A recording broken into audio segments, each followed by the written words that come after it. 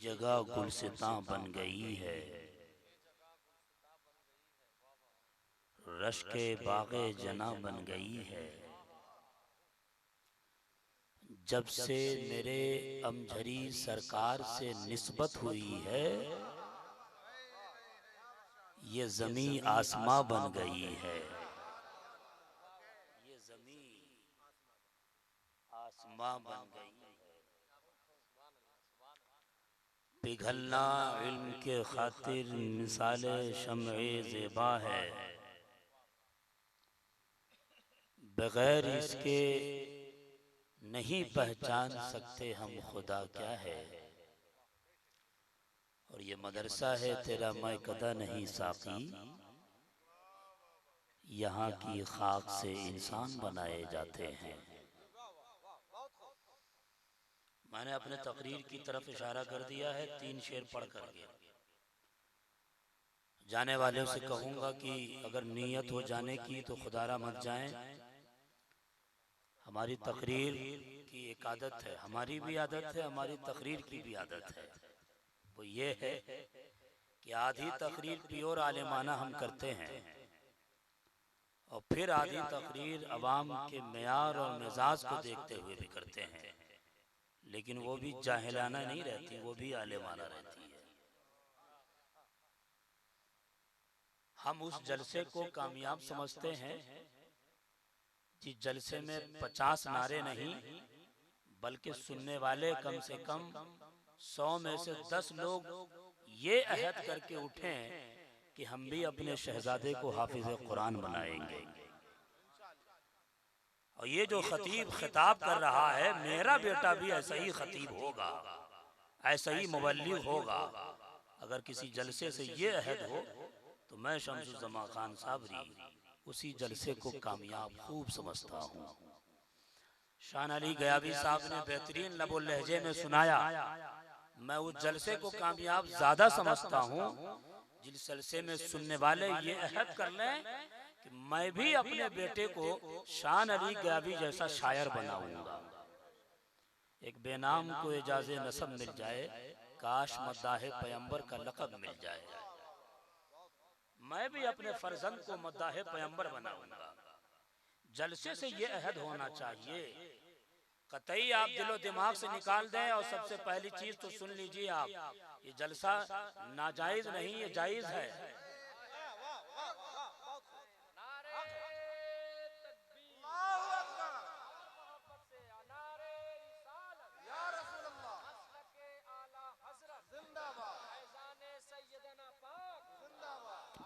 आप जलसे के लुग़वी माने पे गौर करें, इस्तिलाही माने पे गौर करें तो आपको वो हदीस याद आएगी। मेरे नबी ने इरशाद फरमाया, ला यक़ुदु कौमुन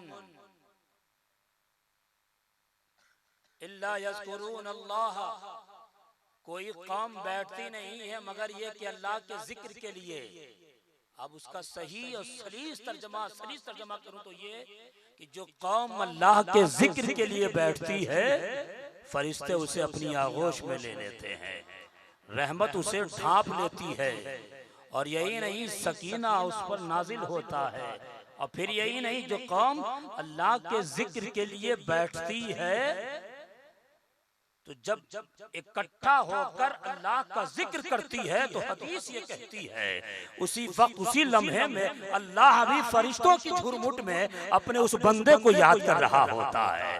तो जो कौम अल्लाह के जिक्र के लिए बैठती है, उसी बैठने को हम अपनी इस्तिलाह में जलसा कहते हैं। हाँ, लेकिन जलसे को बामकसद बनाना चाहिए, मौजू भी मुतय्यन हो, वक्त भी मुतय्यन हो, और जलसा किसी लम्हे में फजूलियात की तरफ न जाए बल्कि हर लम्हे में कामयाबी की तरफ बढ़ता जाए। ऐसा जलसा जो कहे नाजायज, उसके इल्म पे भी हमें शक हो जाएगा। सहाबा की तारीख उठा के देखें, अंबियाए किराम की तारीख उठा के देखें, आप ताबईन तबे ताबईन की उठा के देखें, ये वाजो नसीहत का सिलसिला रुका नहीं, शक्लें बदलती चली गई हैं। और हाँ, आज हमारी तकरीर को आप सुन लीजिए, आप ये कहिएगा बात कि जलसे के बाद भी कि ऐसी तकरीर होनी चाहिए और ऐसा जलसा हफ्ते में एक जरूर होना चाहिए, ताकि लोगों के इल्म में इजाफा हो, मामलात में इजाफा हो। जलसे को घूमने फिरने की का अड्डा नहीं बनाना चाहिए। ये जलसा घूमने की जगह नहीं है कि चलो एंजॉय कर लेते हैं। अगर आपने एंजॉय के लिए जलसा किया, नामो नमूद के लिए जलसा किया है, तो फिर आप उस फतवे के जुमरे में आ भी सकते हैं। आप नामो नमूद के लिए नहीं। मैं तो अब अक्सर ये कहा करता हूँ साहब, मैं भी सुनाऊंगा आपको तकरीर कि पहले जब जलसे हुआ करते थे बुजुर्गों के दौर में, अगर कोई गैर मुस्लिम बाजू की जलसे के पिंडाल के बाजू से गुजर जाता और 5 मिनट ठहर के जलसा सुन लेता, वो कलमा पढ़ के इस्लाम ले आता था। इनके जद्दे अमजद की तारीख पढ़ें आप, कहा है ये बामकसद जलसा है। बड़े गौर से इस जलसे को सुनिए आप।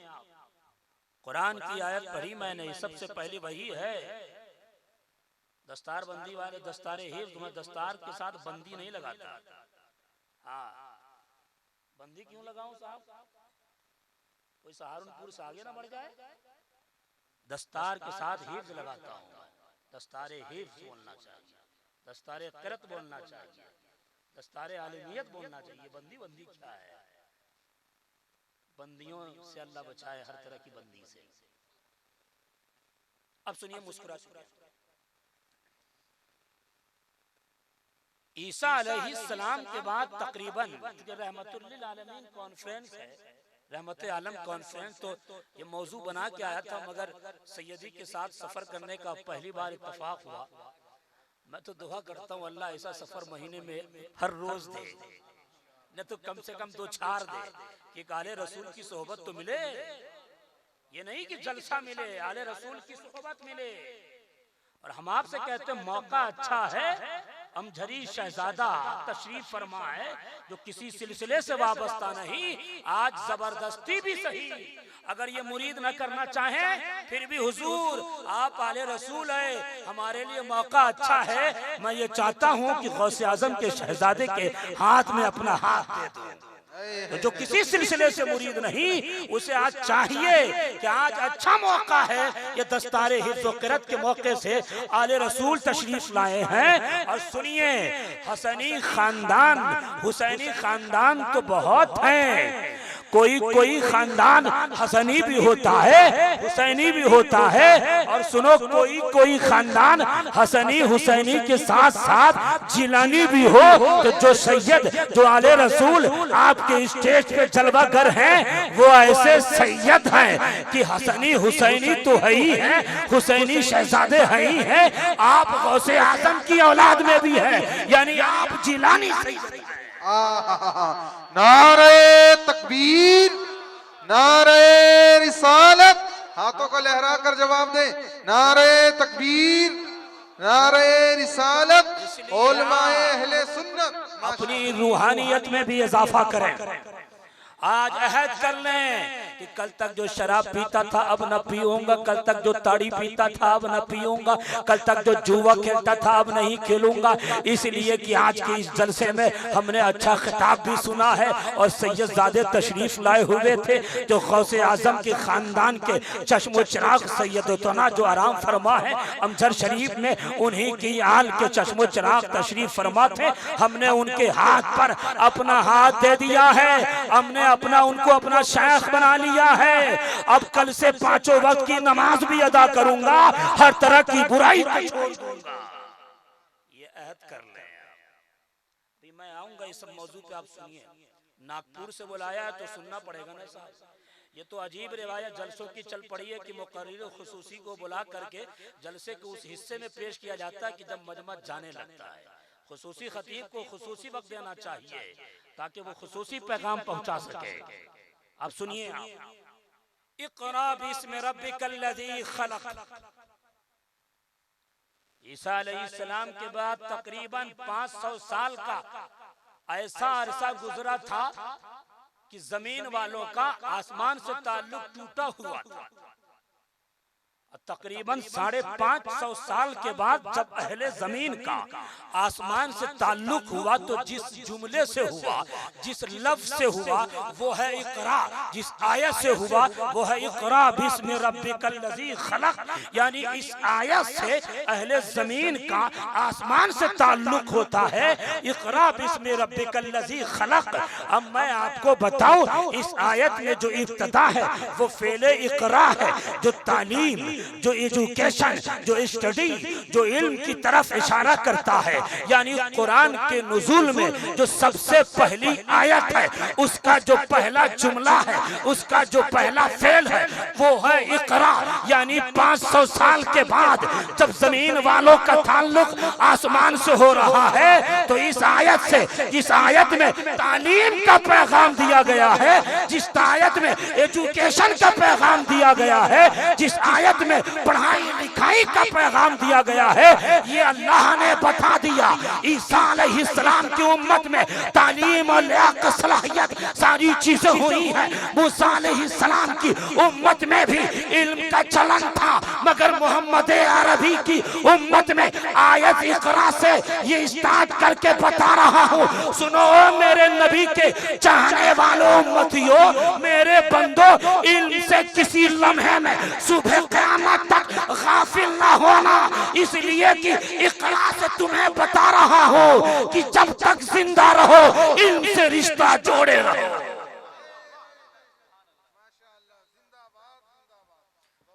और मैं इस मिजाज का खतीब भी नहीं कि आप नारा लगाओ या वाह वाह करते रहो, आप संजीदगी से सुनते चले जाओ। इकरा से हुआ। सैयद साहब क़िबला तशरीफ फरमा है, आले रसूल तशरीफ फरमा है, उलमाए ज़वील एहतराम तशरीफ फरमा है। उलमा से कहूँगा कि अगर आपको बात नहीं लगे तो सबक समझ लीजिए, और पुरानी लगे तो आमुख्ता समझ लीजिए। और आपसे कहूँगा सिर्फ सबक की नीयत से सुनिए, कोई उठे नहीं। इस इकरा बिस्मि रब्बिकल लज़ी खलक, इकरा के साथ फौरन इसमें रब्बिक का इजाफा है। आए हजरत जिब्रील, कहा या रसूल अल्लाह इकरा इकरा इकरा, फिर इजाफा होता जब मेरे नबी ने नहीं पढ़ा तो कहा बिस्मि रब्बिक, अपने रब के नाम के साथ पढ़िए। ओ महुआ के लोगों, महुआ डार के लोगों, ये इकरा के साथ इसमें रब्बिक का इजाफा क्यों है? सुनिएगा, अगर इसमें रब्बिक का इजाफा न होता तो फिर भी बात ये समझ में आ जाती कि ये अल्लाह ही का कलाम है, अल्लाह की बात है, ये वही इलाही है। मगर इसमें रब्बिक के साथ क्यों, इस एजुकेशन को इसमें रब्बिक के साथ क्यों जोड़ा गया? इकरा को इसमें रब्बिक के साथ क्यों जोड़ा गया?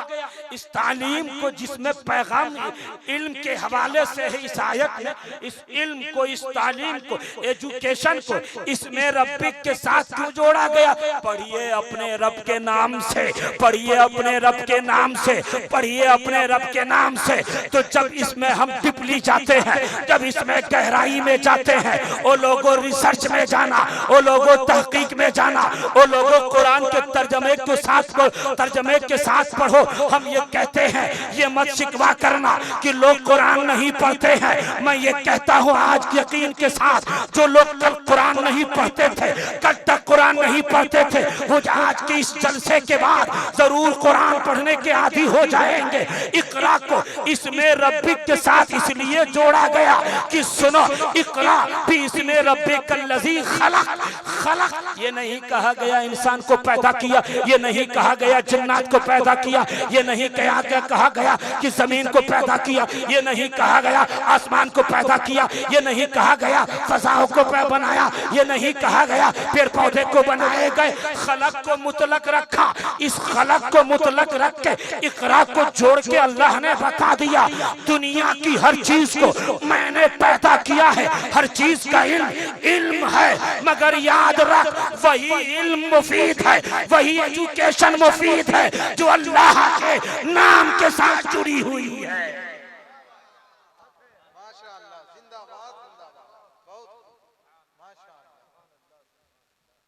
कितने लोगों को बात समझ में आ रही है? जरा इस ठंड में हाथ उठा दें। हाथों को उठाकर लहराएं। नारे तकबीर, नारे रिसालत, उलमाए अहले सुन्नत, माशाअल्लाह, जिंदाबाद जिंदाबाद।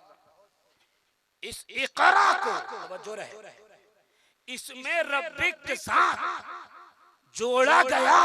ये जोड़ के अल्लाह ने बता दिया कि इस कायनात में साइंस का भी इल्म है, इस कायनात में टेक्नोलॉजी का इल्म होगा, इस कायनात में मैथ का इल्म होगा, इस कायनात में ज़मीन हयातियात का इल्म होगा, इस कायनात में नफ्सियात का इल्म होगा, इस कायनात में सियासत का इल्म होगा।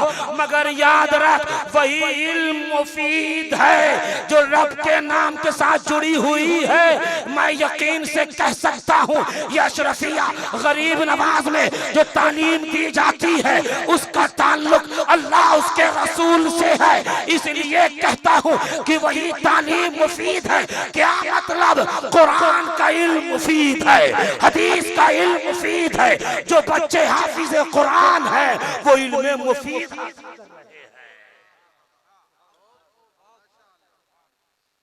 हाँ, लेकिन ये भी कहूंगा कि सिर्फ इल्म कुरान को इल्म दीन न कहा जाए, सिर्फ इल्म हदीस को इल्म दीन न कहा जाए, सिर्फ इल्म तफसीर को इल्म दीन न कहा जाए, सिर्फ इल्म फिक़ह को इल्म दीन न कहा जाए। हाँ, सिर्फ इल्म शरह तफसीर को, उसूल हदीस को इल्म दीन न कहा जाए। हाँ, सिर्फ इल्म उसूल तफसीर को इल्म दीन न कहा जाए। इसलिए कि सुन लो, अल्लाह ने इक़रा के साथ कहा खलक़, इक़रा बिस्मि रब्बिकल लज़ी खलक़। इस इक़रा को खलक़ के साथ भी जोड़ा है कि कायनात की हर चीज को मैंने पैदा किया है। तो कायनात की हर चीज का इल्म अगर अल्लाह को पाने की नीयत से पढ़ा जाए तो वो भी इल्म दीन है, वो भी इल्म शरीयत है।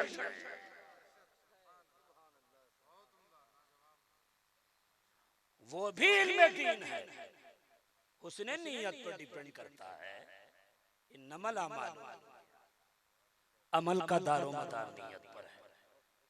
इसलिए इन बच्चों से कहूंगा कि सिर्फ हाफिज कुरान बन के मत रह जाना, सिर्फ इल्म हदीस पढ़ के मत रह जाना, सिर्फ इल्म फिक़ह का नहीं पढ़ के छोड़ना मत। अगर तुम्हारे घर वालों के अंदर इस्तिताअत है और तुम्हारे अंदर क्षमता है तो मैं ये कहूंगा कि तुम मदरसे की दुनिया से भी पढ़कर आगे और बढ़, यूनिवर्सिटी की दुनिया में जाओ और इल्म लॉ भी हासिल करो, इल्म कानून हासिल करो, इल्म साइंस भी हासिल करो और हर इल्म को जोड़ देना अल्लाह की मारिफत से, अल्लाह की मार्फत से।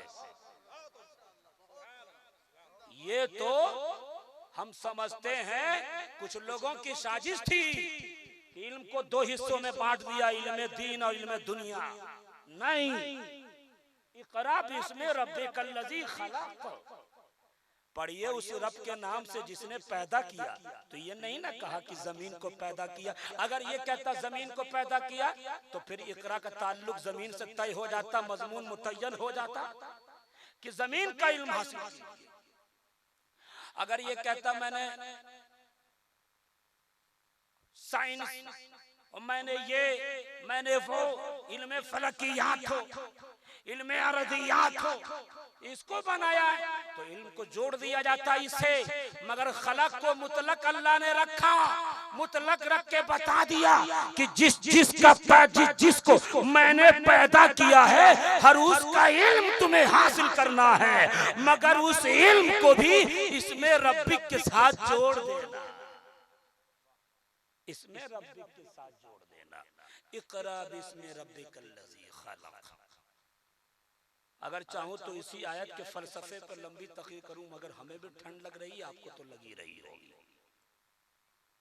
इक़रा बिस्मि रब्बिकल लज़ी खलक़, तालीम, एजुकेशन जिसको इन बच्चों ने हासिल किया। उलमा आप भी पढ़े लिखे हैं। आपको बताऊं इल्म की इतनी बड़ी अहमियत है। इन चैनलों के जरिए बाद में सुनिएगा, पहले लाइव इनसे पूरी दुनिया सुन रही होगी। इल्म की इतनी बड़ी अहमियत, उसकी अहमियत का अंदाजा इससे लगाएं कि अल्लाह ने नबियों को जो नेमतें दी हैं उनमें खास नेमत इल्म दिया है। मुझे पता है कि आप नारा नहीं लगाइएगा इस वक्त, और आप लगाए भी नहीं, बस संजीदगी के साथ सुनते चले जाएं। नबियों को अल्लाह ने नेमतें जो दी हैं उनमें खास नेमत इल्म को रखा। पढ़े तारीख। मैं अब अपील करना लोगों से छोड़ दिया हूं, इसलिए कि जो कौम कुरान नहीं पढ़ती है, हदीस नहीं पढ़ती है, वो बुजुर्गों की समाने कहां पढ़ेगी। हैरत की बात है कि लोगों ने कुरान को घर के उस हिस्से में रखा है जहां मकड़ी के जाले लगे हुए हैं। बताओ साहब। और आएंगे पीर साहब के पास, उलमा के पास, इमाम साहब के पास, गुलाम सरवर फैजी साहब के पास, हुजूर दुआ फरमा दीजिए, घर में झगड़ा है, घर में लफड़ा है, घर में बीवी मियां बीवी का बन नहीं रहा है, माँ बाप का इख्तलाफ है। तो मैं कहूंगा सुनो, अगर मेरे पास आऊंगा तो कहूंगा सुन, ये नजर और जादू की बात नहीं करूंगा। हर मामले में नजर और जादू असेब नहीं होता, कभी कभी अमाल का भी असर होता है अपने घरों पर। अगर आप शराबी हो, अगर आप जुआ खेल रहे हो, अगर आप जना में मुब्तला हो, अगर आपका घर बार इस्लामियात से दूर है, अगर आपके घरों में कुरान की तौहीन हो रही है, अगर आपके घरों में कुरान उस हिस्से में रखा हुआ है जहां मकड़ी के जाले लगे हुए हैं, तो सुन, जिस घर में इस्लामियात नहीं, उस घर में क्या फरिश्तों का नुज़ूल होगा। जिस घर में कुरान नहीं पढ़ा जाता होगा, क्या रहमत के फरिश्ते उतरेंगे। मेरे आका ने इरशाद फरमाया, ला तजालू बुयूतकुम मक़ाबिर व इन्नल बैतल्लज़ी तुक़रउल बक़रतु फ़ीही ला यदख़ुलुहु शैतान, कि तुम अपने घरों को कब्रिस्तान न बनाओ। मेरे नबी ने कहा, मेरे नबी की बात है, हुज़ूर अकरम फरमा रहे हैं, कौनैन के दूल्हा फरमा रहे हैं, शफ़ीउल मुज़निमीन कह रहे हैं, मुस्तफ़ा जाने रहमत कह रहे हैं, शमे बज़्म हिदायत का फरमान है, अपने घरों को कब्रिस्तान न बनाओ, अपने घरों को कब्रिस्तान न बनाओ। जिस घर में सूरह बकरा की तिलावत होती है, उस घर में शैतान दाखिल नहीं होता है। इसका मतलब यह है कि जिस घर में शैतान दाखिल होता, उसी घर में बेअमनी होती है। जिस घर में तखान शैतान दाखिल होता है, उसी घर में बेचैनी होती है। जिस घर में शैतान दाखिल रहता है, उसी घर के पैसों में बरकत नहीं होती है। और जिस घर में सूरह बकरा की तिलावत होती है, उस घर में शैतान दाखिल नहीं होता। जब कुरान की तिलावत होती है तो शैतानियात से घर दूर रहता है। ओ लोगों, जब कुरान की एक सूरत सूरह बकरा का आलम यह है कि जब घरों में पढ़ा जाए तो घर से शैतान दूर होता है, बरकतों का नुज़ूल होता है। तो जब सूरह बकरा पढ़ने पर रहमतों का ये आलम है, तो जिस घर में पूरे कुरान की तिलावत होती होगी, उस घर के रौनक का आलम क्या होगा। और जिसके सीने में पूरा कुरान महफूज हो गया है, उसके सीने का आलम क्या होगा। माशाअल्लाह, बहुत माशाअल्लाह।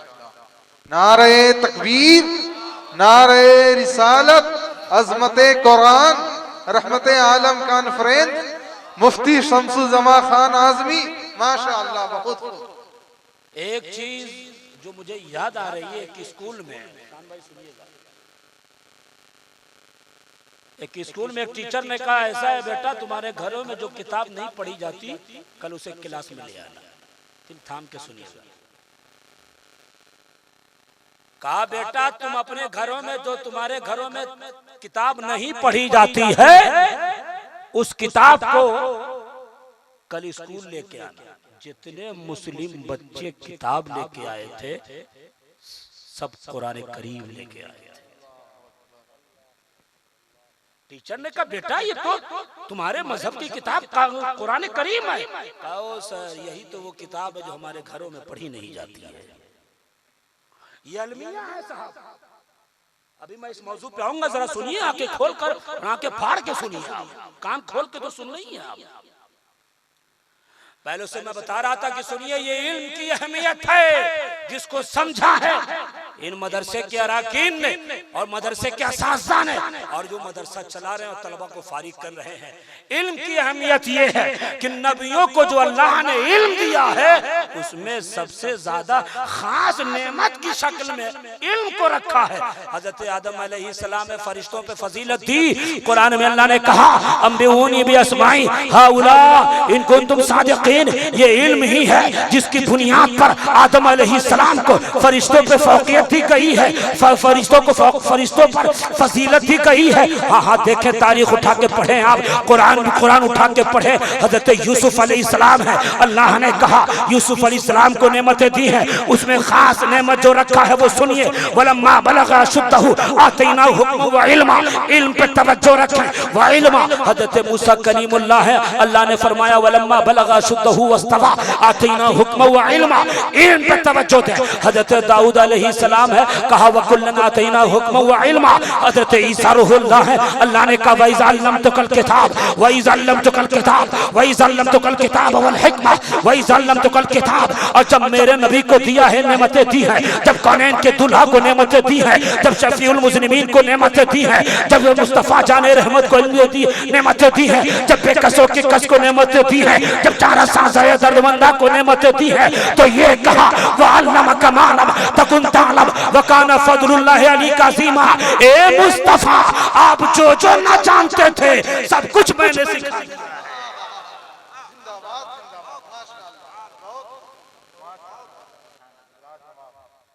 इल्म तमाम नेमतों में सबसे अहम इल्म नबियों को दिया, और जिसे आप फरामोश कर बैठे हो, जिसे आप तवज्जो नहीं दे रहे हो। हर चीज का इल्म अगर मार्फते रब की नीयत से सीखा जाए तो वो भी इल्म दीन है, मगर खास तौर से इल्म कुरान, इल्म हदीस, हिफ्ज़े कुरान, तफसीर का इल्म, और इन बच्चों ने जो अपने सीने में बसाया है, ये वो इल्म है जो बराह रास्त इसमें रब्बिक के साथ जुड़ी हुई है। यहाँ पे मुझे एक बात याद आती है, इजाजत है कह दूं? हाथ उठा दे तो कह दूं। हम एक जलसे में गए, हमारे एक दोस्त थे, उन्होंने उनके दो फर्जंद, सुनिएगा गौर से सुनिएगा साहब, एक बेटे को स्कूल में रखा और एक बेटे को मदरसे में रखा। एक बेटे को स्कूल में रखा और एक बेटे को मदरसे में रखा। और वो बच्चा जो मदरसे में रखा वो हाफिज कुरान बन के आया, और जिसको स्कूल में रखा वो भी 4 साल पढ़ के आया, वो जाता था पढ़ता था। एक दिन उसके बाप ने अपने दोनों बच्चे से पूछा, इल्म में इजाफा होगा, अभी आऊंगा। दोनों बेटे से पूछा, मेरे बेटो तुम ये बताओ, तुम स्कूल गए थे, 4 साल तुमने पढ़ाई की, हमने तुम्हारे बैग का खर्चा उठाया, हमने तुम्हारे यूनिफॉर्म का खर्चा उठाया, हमने तुम्हारे लिबास का खर्चा उठाया, हमने तुम्हारे सिलेबस का निसाब का खर्चा उठाया, किताबों का खर्चा उठाया। ए बेटा बता, 4 साल में हमें क्या दिया है? वो मदरसे को हकारत की नजर से देखने वालों, वो मदरसे में पढ़ने वाले तलबा को छोटी निगाहों से देखने वालों। इस बाप ने अपने उस बच्चे से पूछा, बेटा ये बता, क्या 4 साल में पढ़ के दे रहे हो? तो उस बच्चे ने कहा, पापा जी हम 4 साल में पहले तो नर्सरी, LKG, UKG पढ़ के आए हैं, 4 साल में यहाँ तक पहुँचे हैं। हम ABCD बोलना जान गए, हम कैट बोलना जान गए, हम रैट बोलना जान गए, हम बैट बोलना जान गए, हम बॉल बोलना जान गए। हाँ मेरे पापा, इससे ज्यादा मैंने अब तक कुछ नहीं सीखा, इन 4 सालों में फकत इतना सीखा है, इतना सीखा है। तब इसका बाप अपने उस बच्चे की तरफ आता है जिसको भोता समझकर मदरसे में रखा था, जिसको कुंद जहन समझ के मदरसे में दे दिया था, और कहा, ए बेटा हमने तुम्हारे लिबास का खर्चा ना उठाया, हमने तुम्हारे लिबास का खर्चा ना उठाया, हमने तुम्हारी किताबों का भी खर्चा ना उठाया, हमने तुम्हारे मदरसे की खुराकी का भी खर्चा ना उठाया, मगर ए बेटा ये 4 साल में कैट बैट बोल रहा है, इसने ये दिया है, तुमने 4 साल में हमें क्या दिया? तो मदरसे में अशरफिया गरीब नवाज जैसे इदारे में पढ़ने वाला बच्चा तड़प के बोल उठा, ए पापा मैंने 4 साल में अल्लाह की उस कलाम को, जो दुनिया की तमाम किताबों में अफजल है, जो तमाम आसमानी किताबों में अफजल है, उसे सीने में बसा लिया है। मेरे अली ने फरमाया, हाँ मुश्किल कुशा ने फरमाया, फातिह खैबर ने फरमाया, खैबर शिकन ने फरमाया कि जो बच्चा हाफिज कुरान बनता है, उस पर अमल करता है, तो अगर उसका बाप अपने अमल की वजह से जहन्नमी हो गया होगा, तो हिफ्ज़े कुरान की बरकत बरकत से अल्लाह उसके बाप को जहन्नम से जन्नती बना देता है। ए मेरे वालिद, हमने आपको इस 4 साल में जन्नती बना दिया है।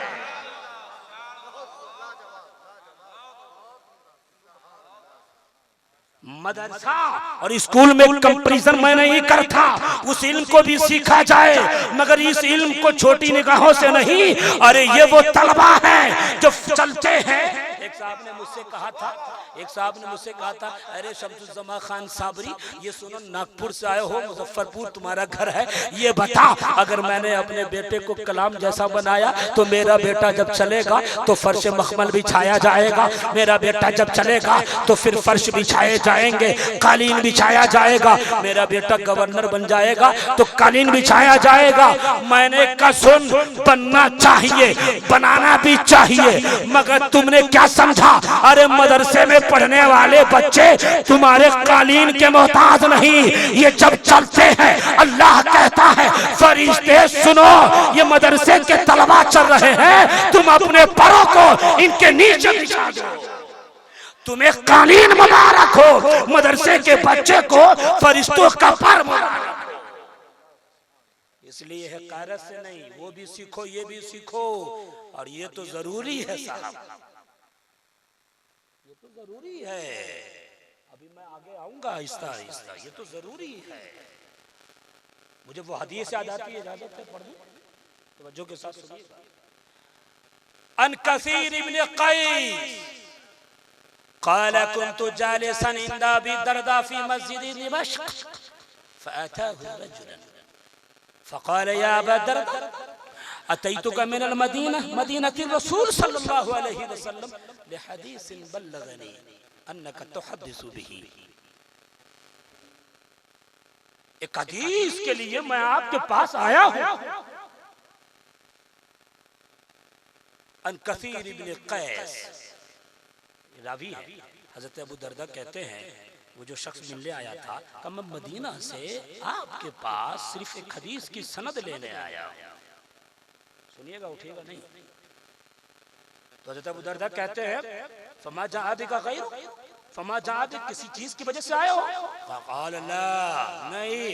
क़ाल वला जआ बिका गैर, और किसी काम से आए होगे? कहा नहीं। तब हजरत अबू दरदा कहते हैं क़ाल सुनो, इन्नी समिअतु रसूलुल्लाह सल्लल्लाहु अलैहि वसल्लम यक़ूल मन सलका तरीक़न यल्तमिसु फ़ीही इल्मन सहलल्लाहु लहु तरीक़न फ़िल जन्नह व इन्नल मलाइकता लतज़उ अजनिहतन लिज़न तालिबिल इल्म व इन्न तालिबल इल्म यस्तग़फिर लहु मन फ़िस समावाति व मन फ़िल अर्द हत्ता अल हितान फ़िल बहर व इन्न फज़ल अल उलमा अल आबिद का फज़ल अल क़मर अला साइर अल कवाकिब इन्नल उलमा वरसतुल अंबिया इन्नल उलमा वरसतुल अंबिया इन्नमल अंबिया लम युवर्रिसु दीनारन व दिरहमन व दिरहमन इन्नमा लम युवर्रिसु दीनारन व दिरहमन। सुनो मेरे आका की हदीस सुनो। हजरत कसीर बिन कैस फरमाते हैं एक शख्स मस्जिद मदीना शरीफ से दमिश्क आया था हजरत अबू दरदा के पास। हजरत अबू दरदा से कहा मैं इतनी दूर से सिर्फ एक हदीस लेने आया हूँ, अगर दूर से मदरसे में इल्म कुरान सीखने के लिए भेजा जाए तो ये गलत नहीं है। इल्म सीखना हो तो चाहे जहां जाना पड़े वहां जाके इल्म सीखना चाहिए, ये नबी की तालीम है, इसी पर तो अमल हो रहा है। कहा हजरत अबू दरदा ने लगता है इतनी दूर से किसी काम के लिए आए हो? कहा नहीं, सिर्फ उस हदीस की सनद सुनने के लिए आया हूँ। कहा और भी कोई काम हो सकता है? कहा नहीं। तो कहा सुनो, मेरे नबी ने कहा जो शख्स इल्म के लिए निकलता है, रास्ता इख्तियार करता है, वो तालिबे इल्म के लिए अल्लाह जन्नत के रास्ते आसान फरमा देता है। बहुत खूब, सुभान अल्लाह। कहा सुनिए, सिर्फ जन्नत का रास्ता नहीं, कहा फरिश्ते अपना पर बिछाते हैं पर, और मेरे नबी ने यह भी बता दिया। हजरत अबू दरदा ने कहा सुन लो, ये आलिम की शान है, ये हाफिज़े कुरान की शान है। क्या फरमाया कि समंदर की सारी मछलियां इन आलिमों के लिए दुआए मग़फ़िरत करती रहती है। रिवायत में आया, दूसरी रिवायत में है कि जमीनों आसमान में जितनी चीजें हैं सब आलिमों के लिए दुआएं करती रहती है। कहा उलमा अंबिया के वारिस हैं, और कहा ये उलमा आबिदों पर ऐसे ही फजीलत रखते हैं जैसे कि तमाम सितारे चांद तमाम सितारों पर है। आलिमों की शान ये बता दी मेरे नबी ने। आप भी चाहते हैं मेरा बेटा इस शान का मालिक हो तो याद रखो, अगर 4 बेटा है तो एक बेटा को हाफिज और आलिम जरूर बनाना, 2 बेटा है तो एक को जरूर हाफिज कुरान आलिम दीन बनाना, ताकि ये बच्चे तुम्हारे लिए जरिए निजात बन जाए। और जब ये तलबा पढ़ने के लिए निकलते हैं तो आक़ाए करीम ने इरशाद फरमाया कि जब तक घर नहीं लौट जाते ये तलबा अल्लाह की राह में है, ये तलबा अल्लाह की राह में है। ये इल्म की शान है, ये इल्म हासिल करने वालों की शान है। मगर वो लोगों क्यों इस इल्म से गफलत बरते हुए हो, क्यों अपने आप को दूरी बनाए हुए हो। इतनी दूरी मुसलमानों ने बना ली कि मैं हजरत ने मुझे इशारा किया था बताने के लिए, इसलिए मैं बता रहा हूँ, सुन लीजिए। मुसलमानों ने इल्म से अपने आप को इतना दूर रखा कि मैट्रिक पढ़ के जरी का काम सीखने वाले ये चले जाते हैं फौरन काम सीखने वाले। मुसलमानों सुन लीजिए, कोई फतवा नहीं दे रहा हूं, आपको खून भी बेचना पड़े तो बेच के अपने बच्चों को पढ़ाइए।